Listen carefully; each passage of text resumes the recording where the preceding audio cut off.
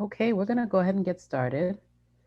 So welcome everyone to another session of the Work-Based Learning Institute. We're definitely happy to have you guys all here today. You definitely could be elsewhere, and we know that after a full day of school, this may not necessarily be high up on your priority list, but you guys managed to make it here for weeks every time. So we're definitely appreciative of that. So Holy fuck, you're already shining. moving to the next slide. That.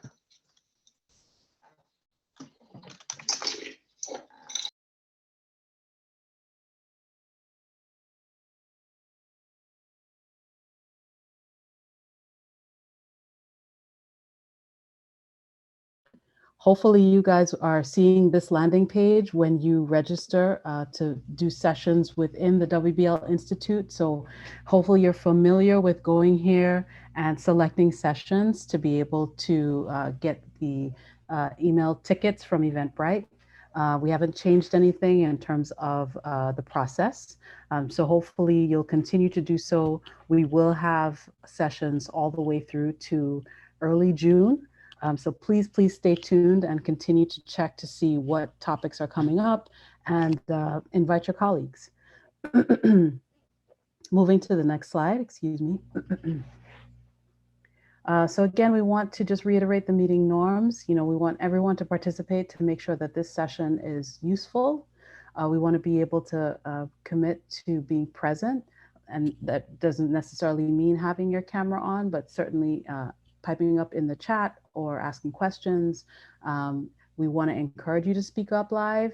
Although, I think we have a few people who may be coming into the room who are not part of the CT community. So we're going to try to make sure that we mute folks who are talking out of turn. Hopefully, there will be Q&A sessions for folks to be able to ask questions. But definitely we want you to complete the exit ticket before you leave the session today. So moving to the next slide, we are going to be featuring TCAC, and that is the Transition and College Access Center. And today we will have Audrey Mangan leading with some slides featured by Akil Stewart. So I am going to pass the torch over to Audrey and thank her for being here today. Thank you so much, Takia. We and Larry, as the TCAC, we certainly do very much appreciate the opportunity to share our work around transition with the CTE community, a group near and dear to my heart. This presentation was developed collaboratively between myself. I am Audrey Mangan. I'm your instructional lead for the Manhattan Transition and College Access Center. But it was also developed with my colleague, Akil Stewart, who is your instructional lead for the Bronx Transition and College Access Center. And he is a former CTE teacher, and I am a former CTE administrator in New York City Public Schools, and I'm a former CTE principal. So moving right along, our mission and vision statement for the TCAC is that we want to support students and families and create that seamless transition so they can have really good outcomes in their adult lives. The goal is to try to link students to different community-based resources, support them as they move along in their endeavors to obtain employment, and also maximize the experiences that they're having in high school so they can ease that transition to being independent young people. Through the work of our offices, we provide experiences to support vocational growth, social emotional growth, also to support families and students in their academic excellence. And we support multiple pathways to graduation and success after high school under the New York State multiple pathways, different designations that have come online in the past couple of years. It's been our pleasure. So the outcomes for today's session are going to be where we can identify the goals and services of what the TCAC can offer your schools in support of transition, great transition outcomes, help you develop an understanding of transition domains, and transition services. And those domains, of course, are employment, education, and independent living for students. And we also want to identify how work-based learning and work-based learning activities can support the transition activities in the IEP for students with disabilities who are participating in CTE programs.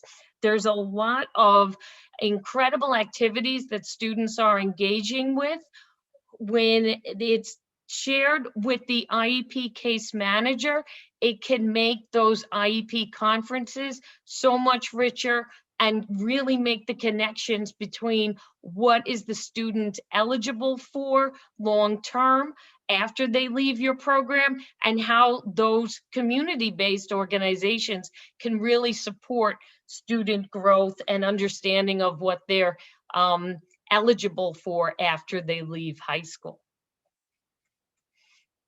Okay, so for the TCAC, our goals and our work is we provide work-based learning experiences, and we support if CTE schools are running work-based learning internships or programs. We many times can be that funding source if students engage in our vocational programs under the CTE school directions. And we can provide access to college and career learning experiences to support attainment of diploma requirements, mainly supporting students as they move along with the 4+1 pathway, and also providing the support for the school's development of their CDAS programs, and having students utilize their work through career development as part of their academic diploma. We train school staff in administrating transition assessments and transition planning. We engage families. We actually have a family workshop coming up this evening to share with families the good news about transition. And we develop and lead ongoing professional development for staff such as this, as well as other offerings through our office directly. So here are our stakeholders. And as you can see, students come first. They're number one for us. Then we have the families, and we offer family individual one-to-one transition consultancies so they can learn about the services that their children or young adults will be entitled to after they leave high school. Then we also support educators and school staff through professional development opportunities such as this going on today, and through the offerings of our catalog. Then we have community-based organizations that we support and we connect students and families to, such as Access VR, such as Bridges to School and Work, as well as connecting families that are in need of it to the services of OPWDD. We also connect with independent businesses.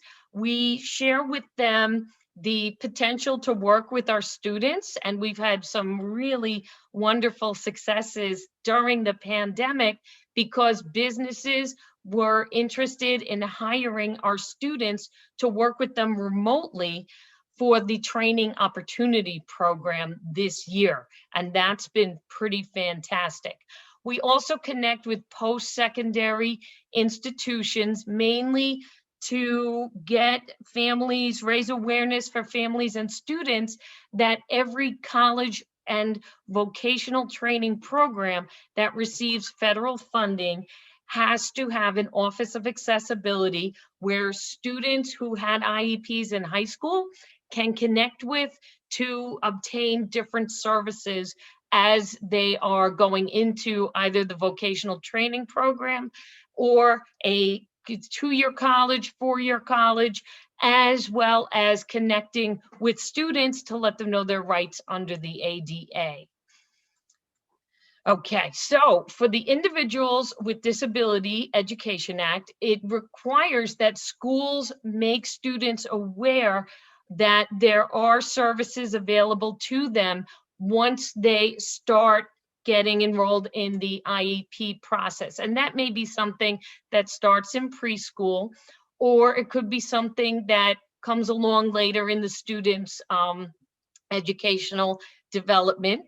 But the law was amended in 2004 when the federal law stated that students must receive specially designed instruction and support services that will assist them in achieving their long-term goals after high school. And that is the crux of transition, where we want to support the schools in making those connections to the community-based organizations, supporting families if they need services such as independent living or supportive housing for their young person.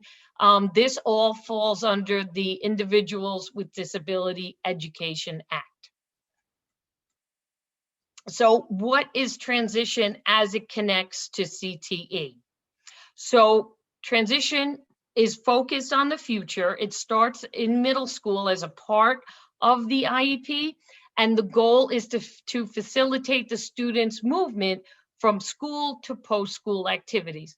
And as we alluded to before, the post-school activities are post-secondary education, vocational education. It could be integrated employment, which could include supportive employment, continuing and adult education, adult services, independent living, and or community participation. So these are, excuse me, all of the pieces that connect with transition. And if you think about your work as a CTE teacher, you know that long-term, your CTE goals are to ensure that your student has all of the skills so they can participate in the workplace as a trained, prepared employee. And that would be all of the pieces that you're giving them, would we also provide to complement the services that you're giving them as work-based learning coordinators, are the connections to the community-based organizations and the educational pieces to support the student after they leave high school. So the transition domains are education and training, and that for CTE teachers and WBLs connects with your articulation agreements as you get state approval. A great question to ask when you talk about your articulation agreements is to find out who on the college campus is the representative for your school from the college's Office of Accessibility. So students with IEPs, if they choose to go to that college or if they choose to get credits from that college, they can start a conversation with that Office of Accessibility so they can discuss different services they would need in the future. Then we have employment. And employment has to do with how you're starting off with your students, gaining their first job experiences, and ensuring that every piece of work that your students engage with is documented on their resumes with, of course, the language that you all know through the Department of Labor, where the keywords are there so students can really create a robust resume for themselves for the future. And then we have independent living. And sometimes families come to us as the TCAC and they say, you know what, we need services for our young person to live independently, and we can connect them with different services that provide housing within the city. So students are able to live independently, but we also share with the students through our college series different ways they can adapt to dorm life if they're going to live away at school. And we do give those presentations to support students as they're moving along on that continuum. Okay, so what are transition services? I'm going to ask you to please think about this as a chat box question. Transition services are a set of coordinated activities to help students move from school to post-school life. And these services should be based on individual needs, strengths, preferences, interests, abilities, and aspirations. So transition services are person-centered and should ensure students are living, earning, and learning in their community. So my question to you as participants are, what are the transition needs of your student stakeholders? If you could take a moment and please answer that in the chat, that would be fantastic. So you're thinking about what are the transition needs for the students in your particular school. So we should have people answering in the chat, and I'm going to work on my skill of wait time. So I'll wait for answers to come into the chat. Thank you so much.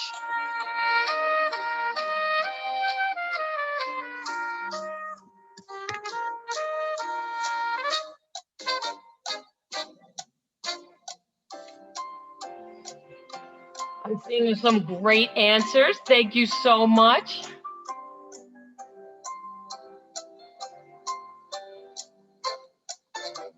And I'm seeing some friends.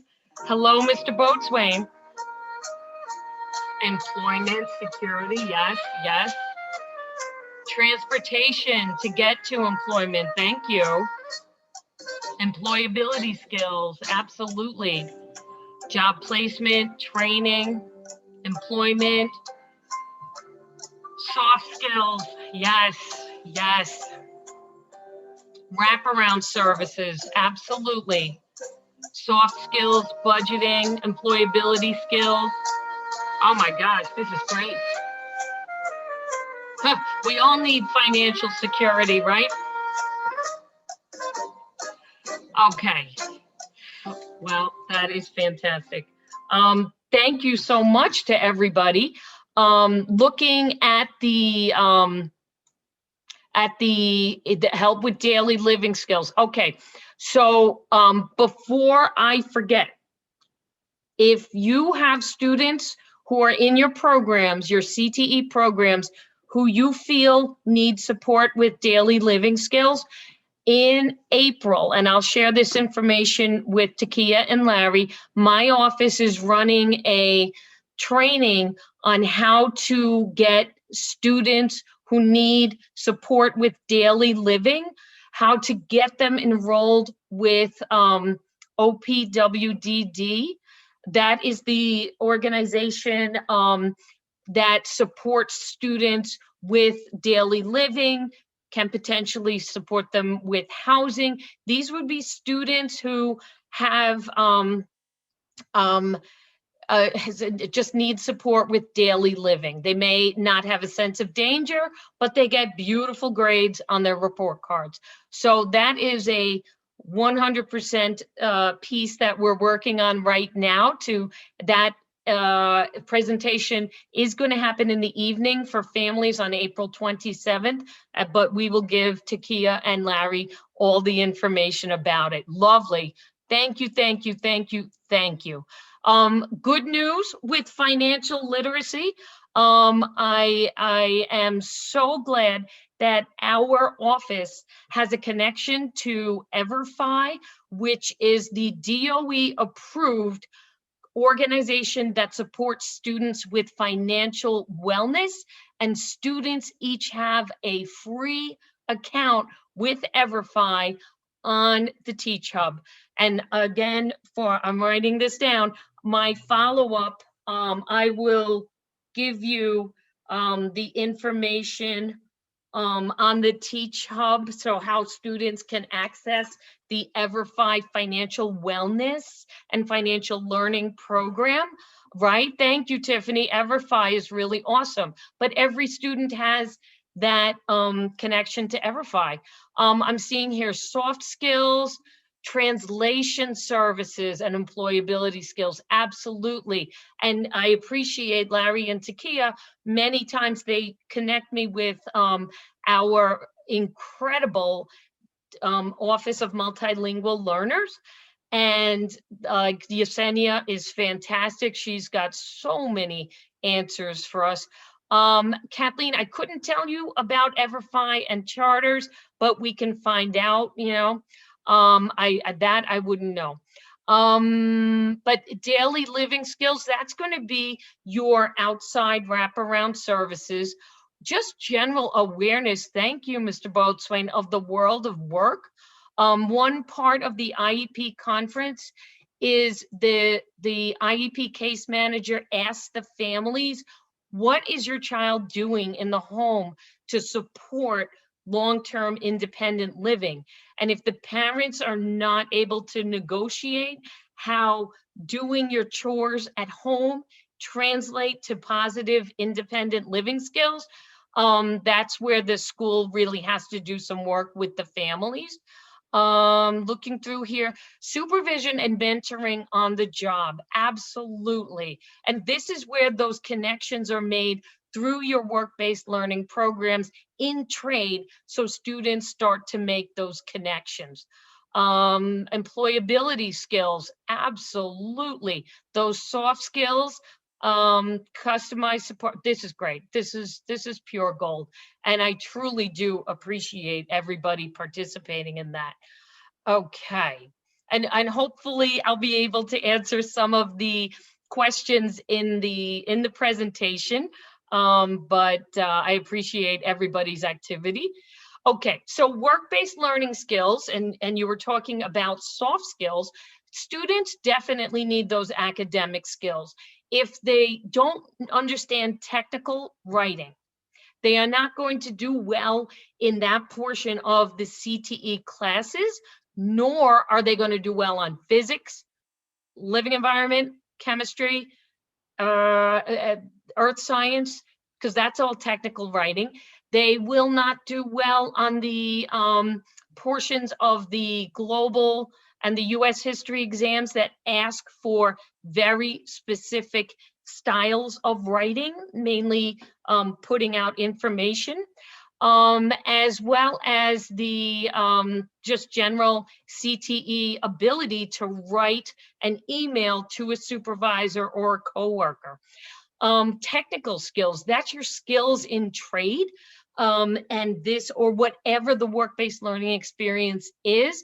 Some of the work-based learning skills that we developed for our students over the summer in SYEP were remote job skills. Guess what, kids?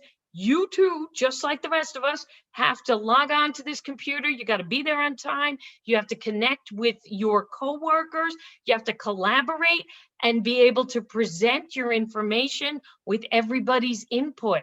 And the employability skills, again, this was something else that we went over with students over the summer. The beauty of programs such as TOP, such as SYEP, is that it gives students their first taste of what's expected of you in a working relationship. Now, if we take our mindsets and we take a moment to roll them back into our very first job, every so often you see like a listing on the internet of what did I learn from my first job? You learn how to be on time. You learn how to interact with customers. You learn how to interact with your supervisor as well as your colleagues. So the employability skills are part of the work-based learning experience, an emphasis on the learning there, because the students should, in a CTE program, have multiple work-based learning experiences and be able to pick up soft skills on every single one. And another way that students can practice those soft skills is to bring the soft skills that they've demonstrated on the job into every other classroom experience that they have with the academic teachers. So they're all extremely important.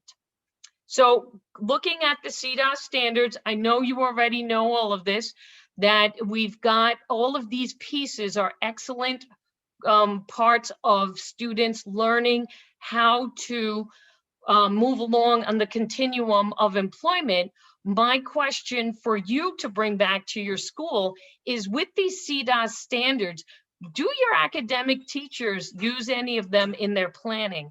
Because they're wonderful ideas there for teachers to generate different projects from.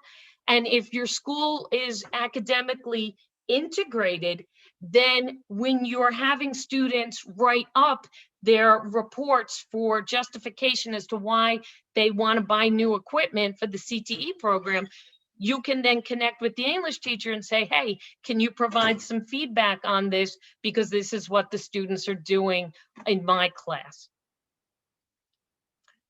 So we have here a preparation for work-based learning. You all know this, at that authorization to work, the parental consent, getting that standard resume, and we will get more into that. For right now, having students dress professionally, at least from the waist up, if they're online, which they all are, and preparing for the interview. What's going to be good is that in the resource folder that Takia and Larry were so kind to create for us, I have in there a full listing of documents that students need for transition. And those documents are very important because we know many times that our students lose things, but if there's a repository online in the school of those items, you find that your students will come back to you and say, hey, by any chance, do you have a copy of my blah, blah, blah, or my blah, blah, blah? And that only speaks to the fact that the student trusts you. You've built up an incredible relationship, and they know that you're competent, good people, and you're going to help them by having this repository together.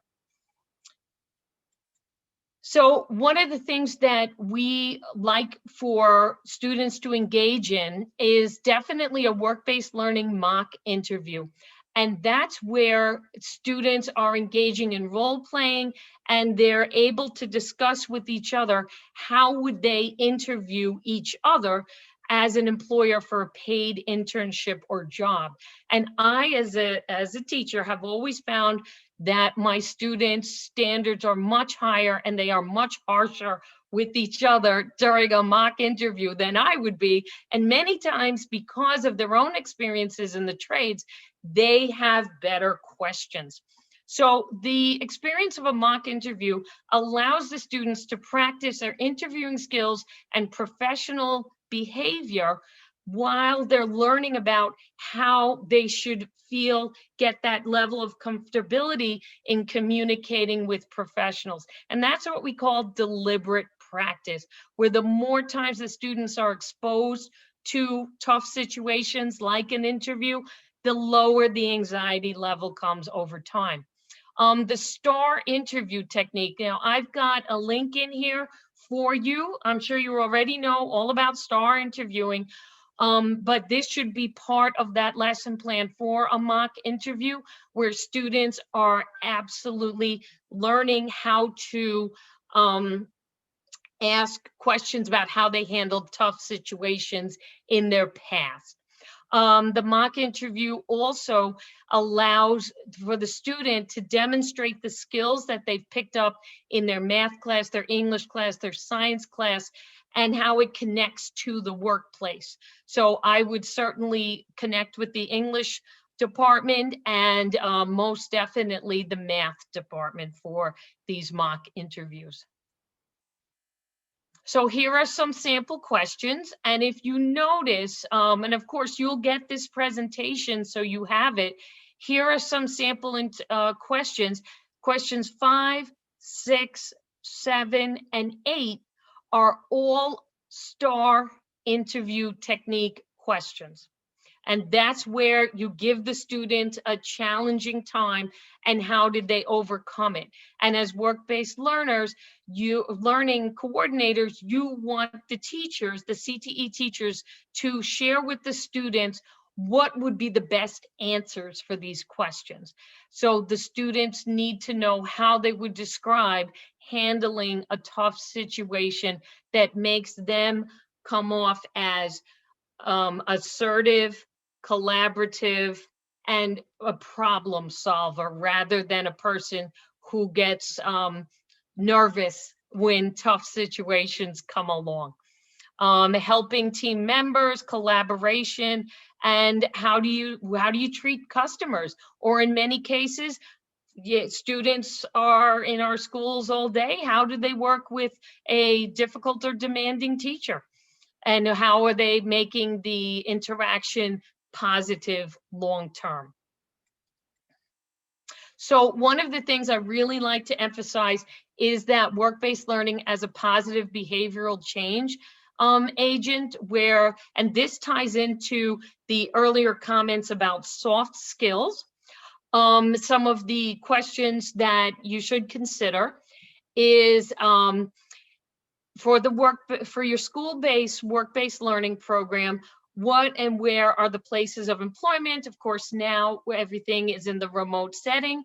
Does your particular school have a prerequisite, such as your CTE classes that students need to have taken already? What skills should the student already be able to demonstrate that can be built upon? And how is pro-social behavior in the school in other settings, is that required or recommended to be a prerequisite before starting a paid WBL experience, where people can connect with the guidance counselor, let's say, or whoever are the support people in the school, and say, you know what, if you're doing what you need to do in your classes in multiple settings, then we're ready to start paid work-based learning experiences. So that's something to consider. And we did receive a testimonial last year about how work-based learning impacted a student. And this young person engaged in our training opportunity program known as TOP. And the youngster was a very nervous kind of student, and they connected back with their teacher to let them know that their family member was in a medical situation and they needed to talk to the doctors and ask questions when they didn't understand. And the student said that they were able to feel the confidence of asking tough questions to a medical professional and ask for clarity. And they said that they now attribute a lot to their ability to hold a job, go away to college, advocate for himself because of the training and the work-based learning that the youngster received while he was in school. And the teacher was very grateful that the student had the opportunity to engage in that. And I've seen it myself when our students start their internships, they really grow in the arenas of social emotional learning. It's lovely. Okay, so consider one significant benefit, or you can just answer one if we've already covered students. So what are the benefits to the school, the employer, and to the community? So like I said before, one of the things I'm working on is my own wait time. But if you would be so kind, again, to enter your thoughts in the chat, that would be lovely. Could either be the school, the employer, or the larger community. Thank you.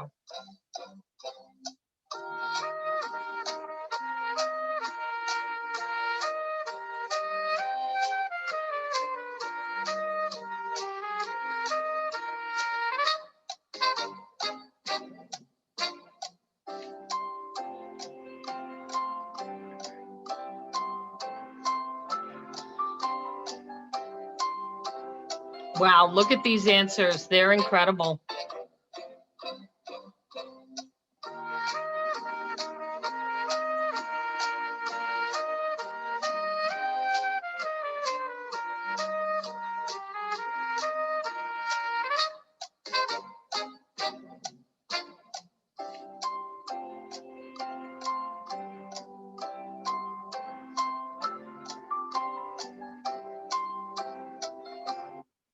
Okay, well, I didn't have to wait long for that.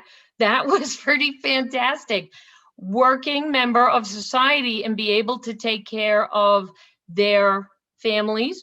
John Mannion, this is very interesting. Industry partners get free market research from the community, more active participation in the labor market. That is beautiful.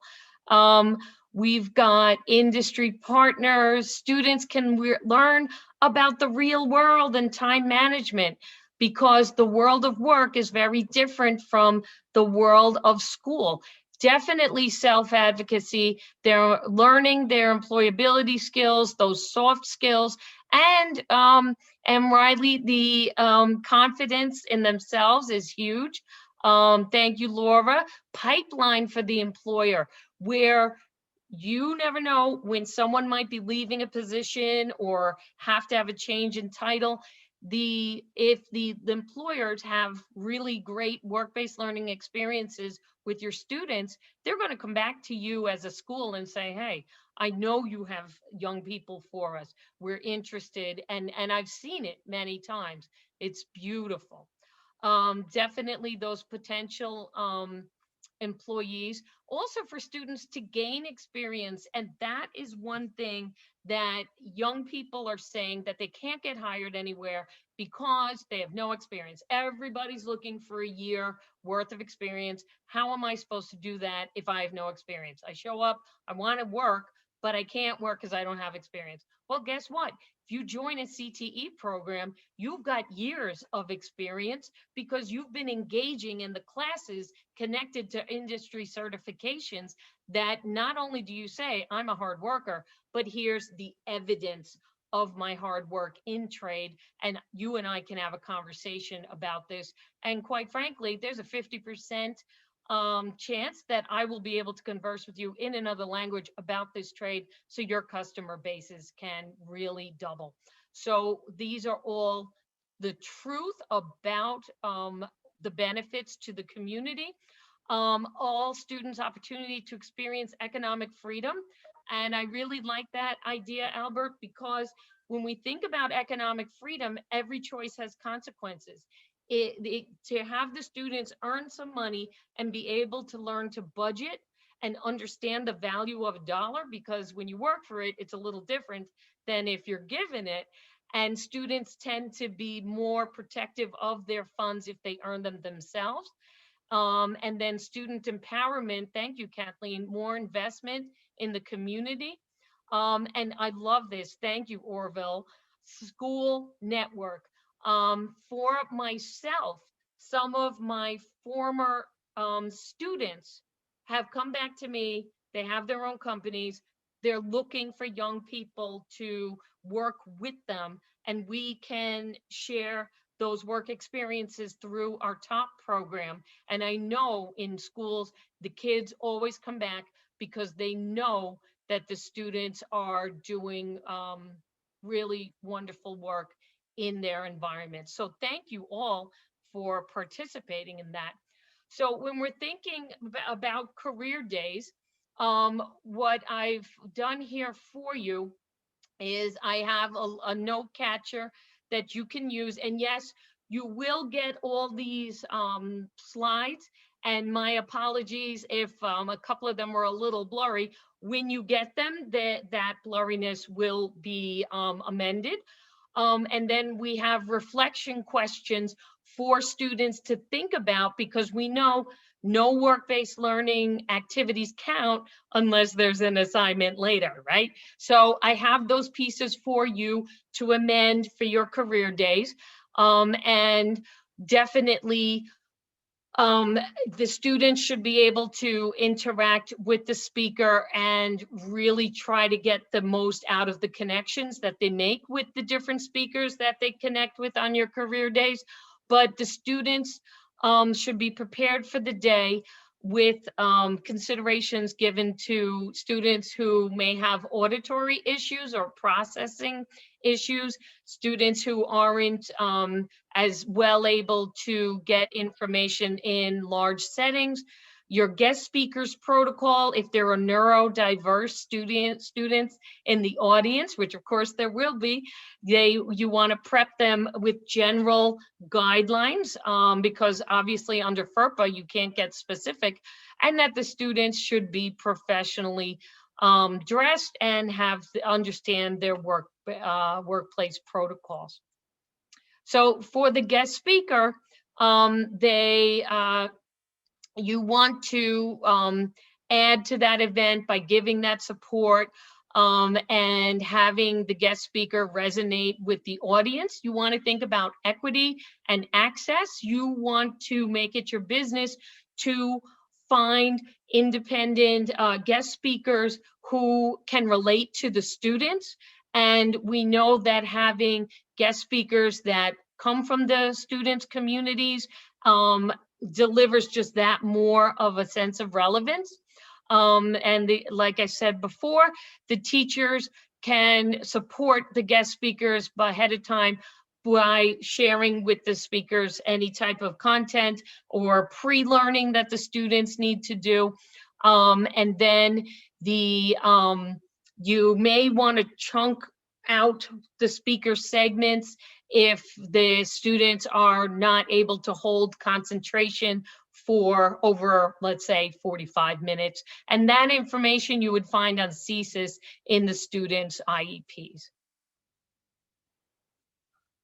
Okay, so definitely for your workplace tour, companies are engaging in this remotely now, and students should have questions prepared for the employees where if they're seeing somebody sharing information, students should have kind of a checklist that they can engage with during the tour. And obviously everything is remote. Employees can still demonstrate the equipment and the new technologies that they're using every day, and really explain the core skills and knowledge for their jobs. One organization that we worked with for summer youth was Freight Farming, where they're working with innovative ways of engaging with agriculture. And we know that agriculture is going to be a big deal in New York State fairly soon. So we had the agriculture people go over hydroponics, go over different ways that the plants were growing and the machinery used in that. And you, as the WBL, want to prep your tour guide for your neurodiverse learners. And the students going on your tours should have that career preference indicated in their IEP. So that way students are, oh, wow, this is great. This is what I want to do in the future. And you can really support the students in their long-term goals. So for job shadowing, that may be something where the students can connect with their potential employer for the future, showing what they're doing. And then sometimes the students will say, you know what, I do not like this job. I don't want to do this anymore. Like, okay, maybe you like a different facet of the CTE program that you're in. And that's a great way to share information about the students where they need to find out exactly what people do on the job. Informational interviews where you really have the students sit down with the employer to ask very specific questions about their industries, the education that the employee needs for that career path, and what about their chosen profession. And the students need to be prepared with clear questions connected to the trade and what is the career path for young people starting out in the industry. And this is where students should definitely be asking that potential, that person that they're doing the motivational or the informational interview with, how does your company, what has your company done to pivot during the pandemic? How is your company addressing societal issues of access and equity? So these are pieces that students and workplaces should be considering. Okay, so it's to the informational interviews, prepare the interviewers. I would certainly tell them if you're setting them up with neurodiverse or students with disabilities, so that they're aware that the students they may be working with may have an IEP, they may not, but here are some general guidelines.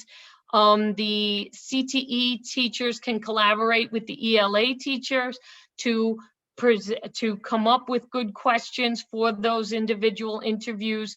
And again, the students given that opportunity to engage in deliberate practice to lower the anxiety level of meeting with a stranger connected to their industries. And of course, you know, Gaviscar Reed works like crazy and has this big meeting coming up this afternoon where you can connect with those industry partners and see if they'd like to participate in an informational interview lesson with your students. And then you also want to keep an eye on diversity within the industry partners and thinking of non-traditional representation from the trade itself, so that your young people can see that it's not just one type of person who's entering this particular trade. Okay, so matching students with interviews based on their career interests and using this opportunity to help students develop a working knowledge of industry-based vocabulary, because I can assure you that there's two places your students are having CTE-based conversations. Number one is going to be in your classroom. Number two is when you have two CTE students together, they are going to talk, shop, and trade with each other. So there's two occurrences of industry-based vocabulary practice. But here are some resources, and they're all live links for you, where resources around an informational interview can be found. And you'll get these slides, of course. So when we think about the CTE external review, right, like that 5-year process of, oh my goodnessness, all CTE students, and that's including your students with IEPs, should be able to speak to how can they access the college credit through their CTE program's articulation agreement, and students with disabilities should be able to rattle off exactly how they can share information about the college in the articulation agreement, who is their connection to the college's Office of Accessibility. And what I've done here is I've linked a live link to, I think it's Borough of Manhattan Community College's Office of Accessibility, so you can see what they offer. Students should be able to speak to their checklist for remote college visits and different career pathways that the different colleges offer. Also, if they're thinking of going to a, especially our students with disabilities, if they're thinking of going to a trade school, they should be able to speak to how they've connected with Access VR to see if Access VR can be a funding source for that vocational experience. And then all of our students, especially our students with disabilities, should have their list of career pathway questions to ask of trade visitors and when they go to job sites.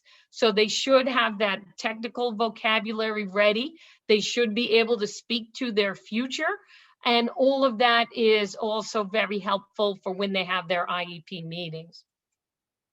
For financial planning for post-secondary education, all students, especially our students with disabilities, should have their own personal charts comparing costs such as tuition, room and board, traveling costs, for their post-secondary choices, if they be an academic college route or a SUNY 2-year program that results in a certificate in a trade, or if it's a vocational school.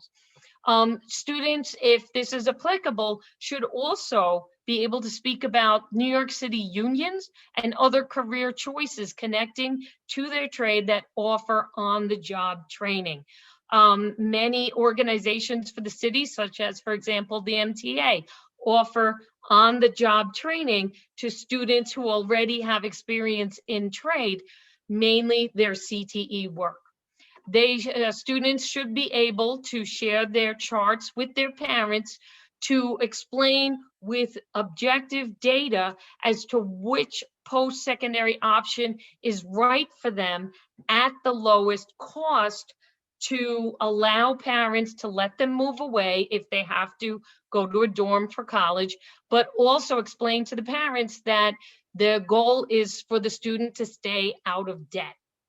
One resource that I put in here is our own TCAC scholarship website, where we've got scholarships for students with disabilities, scholarships for students with disabilities for college, as well as vocational school.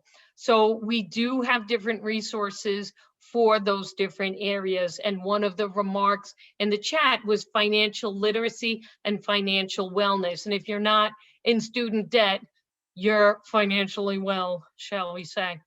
So the benefits of college and career planning, if we consider a benefit to each of the following stakeholders: student, teacher, school staff, employer, community, what would be some of the long-term impacts and benefits that having our students have good student outcomes? How will lives be altered if students can avoid debt? So yes, this is another chat time. So if you would be so kind, everyone's been really great and it is much appreciated. So if you could answer in, yes, pay it forward, right? Right? Ah, Lori, I like that. Students may be more comfortable sending a recording. Huh. See, that's why I'm glad we do these conferences, because I am learning as well. Absolutely. Better quality of life, less chances of being in debt for the long term. Absolutely. Tiffany, I love it. Less stress for the families. There you go. Go to a 2-year college, get your 4.0, and then transfer wherever you want. You get the same degree as everyone else. Thank you, Kathleen. Generational building of wealth. Zaylene, generational wealth. That's a hot topic that people are talking about, because when we think about equity and access, generational wealth, right? Amazing.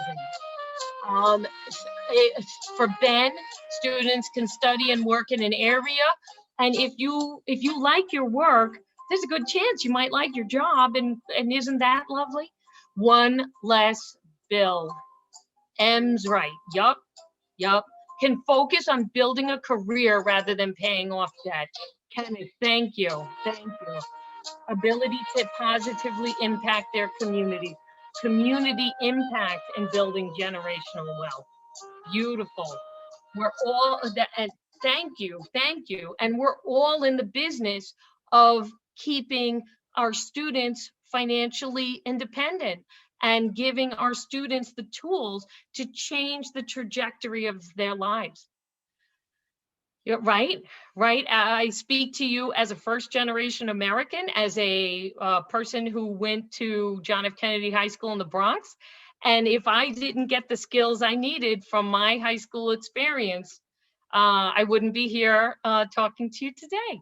Students need to research scholarships, not just tuition. Thank you, Lori. Jay Lee, being able to buy a house sooner, and that ties into that generational wealth. So we want to take our students from poverty, because let's not forget 1 out of every 10 students is homeless, right? We want to change the trajectory to give our students the tools they need to take care of themselves and their families. And we know the track record that CTE schools have with students coming back and sharing their honest stories about how their work changed their lives. Beautiful. Thank you. Okay. So resume, cover letter development, you really want to focus on having students reflect their interests and their accomplishments and put these all together. You want to utilize those ONET online buzzwords looking into the career development, the exploration and their interests to highlight in the resume. Students, because they're still in high school, they can share how their classroom skills are utilized in the workplace. And those universal foundation skills, they can attach their employment feedback that they get from you as the CTE teacher and the work-based learning coordinator to share how they've moved in their continuum for those soft skills for employment, because we know the number one reason why people get fired is they don't have soft skills. Beautiful, beautiful. And then the ELA and CTE teachers can prepare students together to work on classroom lessons around resume writing using up-to-date resume formats where you're really catching the reader's eye.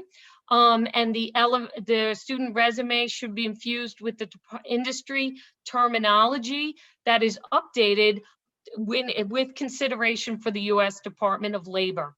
And the ELA teachers should help students create one general cover letter and then resumes, and then the students can work on, with the support of their teachers, to personalize resumes for their potential positions.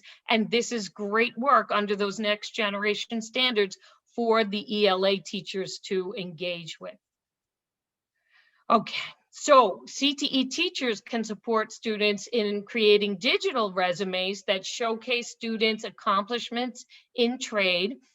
CTE teachers can advise students of how to create good social media presence connected to their trade, because many of our students are going to become small business owners, independent entrepreneurs, and they need to, whatever their social media stuff is now, they want to know and understand that everything is public, everything lives forever, and you always have to put your best foot forward and always be media ready, because they live forever with the social media. So the social media that they present to the public should always have a CTE twist on how their skill set is so different and, quite frankly, amazing from all the other young people. And CTE teachers can introduce those online job seeking platforms to students, showing about how they can create an LinkedIn profile. That is a new workshop that we're offering from TCAC. And if you need us to present to your students, we're more than happy to, not a problem. And also utilizing their social media advertising of their skill set as an independent contractor, because we've got students with skills and they can start to engage in independent business on their own. Why not? And how is their social media accounts going to support that? So the other piece about resume and cover letter development is that CTE teachers need to share with students the current methods of bypassing computer-based job screening via resume optimization. So first of all, students need to know how automated applicant tracking parsing works. Mainly if you're everything, let me put it to you like this. If I'd wanted a job when I was a young person, I would have walked right in, given my resume, I would have sent it in the mail, or I would have done something crazy like use a fax machine. So now everything's online. Either the students are going to a kiosk or they're answering through email. Resumes are being read by computers and they're looking for the keywords of trade. So students need to know how to infuse resumes with keywords to put their resume to the next level, so they're bypassing the resume screening systems. And students need to know how to highlight and maximize their skills with keywords in context. And I've included for you a nice article from the Times about getting past that first cut with a resume that grabs the digital eye. And that is so important as our young people are getting out there into the world. They are already set apart by having the CTE experience. As I said before, 50% of your students need to highlight that they speak another language. 50%. Could you imagine how great that is for a company? And then you also want with the practice of the interviews that you've been giving the students in class, having the student be able to speak to those different aspects of the trade. Other kids can't do that. They just can't. They don't have it. Okay, moving right along. Career and financial management, one of my favorite courses. And this course, I love it, love it, love it, because it provides guidance and resources to CTE educators about building a business. The New York State CEDAS standards and career readiness standards are identified in each unit. I've got the PDF for CFM here, and CFM is a natural fit with any student's transition plan for students with disabilities, because the whole goal of the course is to support students in their financial independence. So CFM is vitally important for our students, because it is, and many times you'll see this on social media, here's all the things they never taught me in high school. Like, well, guess what? If you took CFM, you'd know. So it's vitally important. So here we've got what's really great about it is that certain schools offer this, not all schools, but CFM, of course, can be used towards that 216 hours of CTE instruction. So we can even support the students in obtaining a diploma, which is going to be very important for themselves. Their workplace regulations. It also shows with students a portion of CFM connects with labor laws and regulations to keep employees safe at the work site. And then how do employment, labor, and safety laws impact the workplace? This all students need to be aware of the ADA, Americans with Disabilities Act. Right now, 26% of the United States workforce is designated as disabled. 26%. So if you either as a young entrepreneur or as a young person looking for employment, if you're not familiar with the rights and regulations that you have, it may negatively impact you. So the transition portion of students being aware that they can use their information around their disability to ask for workplace accommodations, that piece is huge. Okay, so here are the two programs that we run out of my office, the TCAC offices borough-wide. We're currently engaging in the Training Opportunities Program now, and we're already starting to gear up for summer youth, which is lovely. But both of these experiences can be documented on student schedules and be memorialized in the transcript to use towards the 4+1 graduation pathway. Okie dokie. So now we'll move to questions, concerns, any type of feedback you have for me. Yes. Oh, thank you. So definitely school communities need to change their mindsets. I'm just looking through the chat. Will you get a copy of these resources? Ben, you'll get a copy in the resource folder. You'll have the TCAC catalog. And if you want to schedule, and I'm just going to move my slide here. If you want to schedule a meeting, a meeting with the TCAC office where we would come to your school and talk to students about digital resumes and how to write them, we'd be more than happy to do that. You will get this presentation. All the links here are live, so you can connect with all of these different borough-based TCAC center, and you go to the TCAC center where your school is in your borough. So I'm just going to look through the chat. And yes. Just looking. Yes. Okay. I'm sorry. I'm reading and I'm looking, but I don't see any more questions.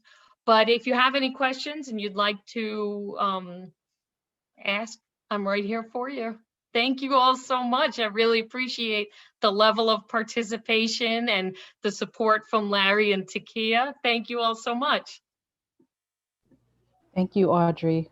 This has been great, and I answered in the chat that we will be providing the presentation to everybody who registered, as we always do, in a couple days after the workshop. So please stay tuned for that. And now I'll hand it over to my colleague, Larry. Oh, I'm so sorry, Takia. I am so excited about the chat, which just tells you a lot about my life. But Zaylene is asking about the summer documentation of WBL. If you know that students are participating in summer youth for the summer, and you have to talk to your programmer about this, the students should receive a schedule that indicates that they're involved in a summer youth experience. And then that is how that summer youth experience gets memorialized onto the transcript. It must be indicated in a summer program, like a summer school schedule, and then it gets moved to the transcript at the end of the summer. Thank you so much. Sorry to interrupt. I'm handing it to you, Larry. Thank you. If you could just go to the next slide, please, Audrey. Thank you. Sure. So our first link, which you'll also get in this presentation, is actually to the WBL Institute calendar. The link will take you to the rest of our offerings through March.